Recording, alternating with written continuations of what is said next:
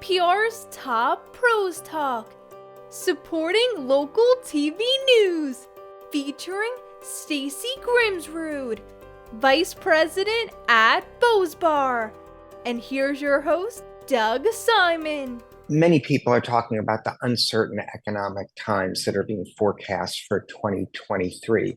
You believe that adds an extra layer of importance to PR. Can you explain? I do. I think it's probably more important during uncertain times, and it's really presenting us with an opportunity to be very bullish with our PR. Bospar did research of 600 marketers, and we found that 41% of buyers are taking more time to make purchase decisions. So the need for multiple exposures and points of contact is more critical than ever. I think now it's especially important to ensure that you maintain your brand awareness. We don't want to lose valuable ground. And all of those investments previously spent in marketing and PR shouldn't be for naught.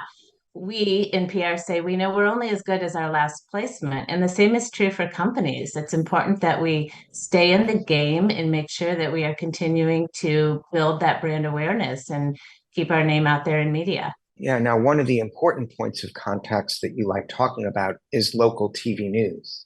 Yes. I think local broadcast, that's my background. I spent 20 plus years in local newsrooms, serving as a consultant and a newsroom manager and making editorial decisions. So I think that gives me a great perspective in terms of helping guide our clients at Bospar as to what types of stories will get the attention of editors and newsrooms.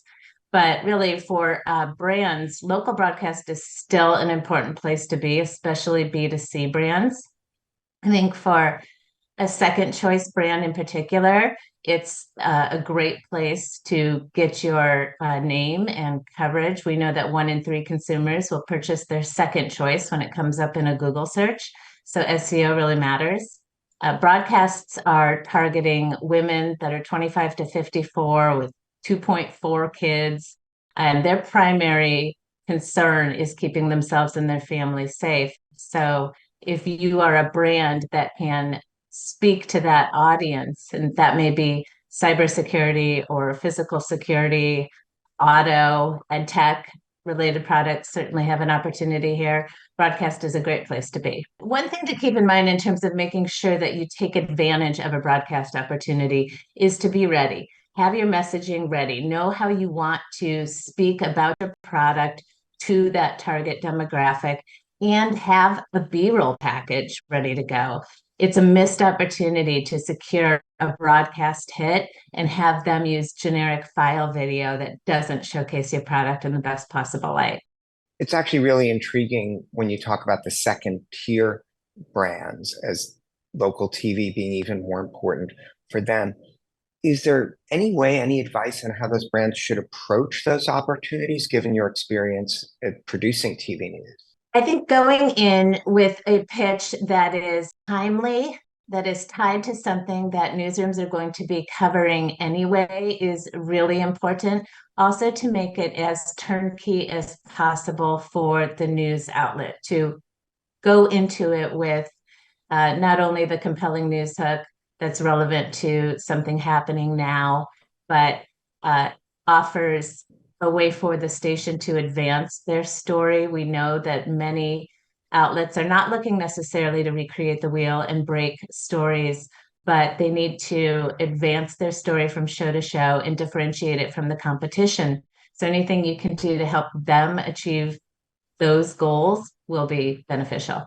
What can PR people do to simultaneously help get on the air, help their clients get on the air, but also support the local news programs?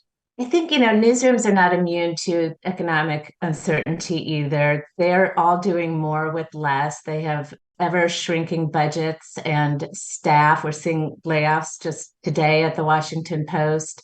CNN and Gannett and BuzzFeed have all announced layoffs in the last year. And it's more competitive than ever for them. They have more masters to serve with having to turn a broadcast story, an article for the web, social posts, and then ensure that they're getting that audience engagement. And those things do matter. So I think one thing you can do to support newsrooms is to engage with the reporter and journalists' content online, people look at that and the clicks and how much interaction their stories are getting. And again, I think they have these giant news holes to serve. Everything is 24/7, and they may be doing multiple stories in any given day. So anything you can do to allow them to kind of check that box, advance their story. I think too, oftentimes it's seen the relationship between PR and reporters as a one-way street. So to remember that it's a relationship, and maybe you reach out with a tip that's going to help a reporter at that time, but you're not asking for anything in return. You're not going to get your client's name in the news in that particular moment, but you're helping them out so that then when the time is right and you've built and maintained that relationship, you can go to the reporter and they'd be more likely to say, I'm willing to listen to your pitch and see if it's something that works. Yeah, no, that's a great point you make. Early on in my company's history, I would call up, we weren't that big then, and the news producers that I worked with, hey, we're thinking of doing this story. Would you be interested if we do it this way, if you did it that way? This was back in the video news release and satellite media tour days as well. It's relevant. Is that something you also look for from the reporters that your team has good contacts with? The ability to get their feedback, their ideas on what will work for them and what won't? Oh, absolutely. I think we see that the most with thought leadership opportunities, where we'll submit just a couple of bullets and say, these are our executives' thoughts on this particular topic. Is this something that you'd be interested in? And they can review and reply and say, not necessarily, but we are focused on this initiative in the coming months or weeks. And then we'll work with the reporter to see if we can't figure out a narrative that would be beneficial for both the client and the reporter. Yeah, and just to say to our audience, for those that watch the program, our viewers typically, when they contact reporters, the reporters don't say not necessarily. They're usually all into that, which is a good thing. So we're getting yeses from that. Though we know the challenge. Your agency works with a large number of clients from different verticals. Do you find there are different approaches depending on what type of organization you are in this current environment? We serve a variety of tech clients at Bospar, from those in the seed round all the way to publicly traded. We help take clients public, and the approach differs dramatically. Also, whether or not you're enterprise or a B2C. I think that B2C can sometimes be a heavier lift, even though the audience is broader.